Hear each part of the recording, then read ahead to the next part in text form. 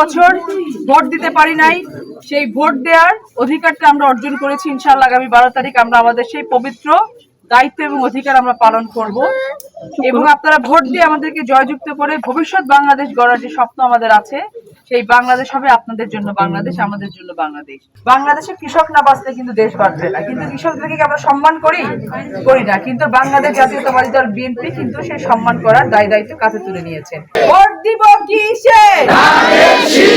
Vote দিব কিসে?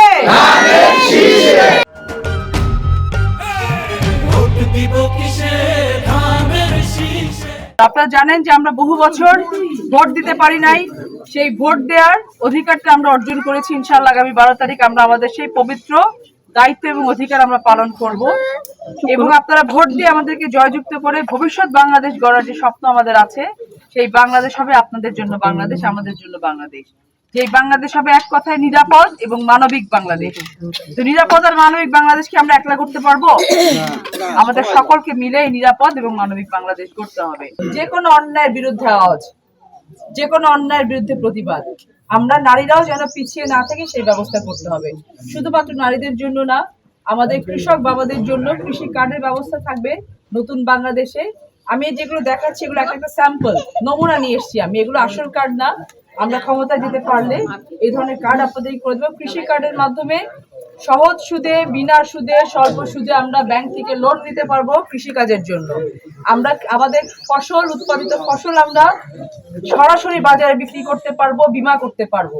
সেচের সুবিধার জন্য সেচের জন্য যে আমাদের জিনিসপত্রগুলো লাগে, সার লাগে, বীজ লাগে, এগুলো আমরা এই কৃষি কার্ডের মাধ্যমে সুলভ মূল্যে কিনতে পারবো।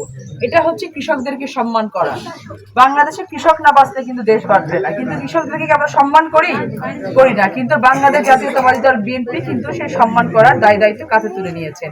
একটি নিরাপদ বাংলাদেশ গড়ার জন্য যে বাংলাদেশে হিন্দু মুসলমানের কোনো ভেদাভেদ থাকবে না, যে বাংলাদেশে সবাই বাংলাদেশী হিসেবে পরিচিত হবে।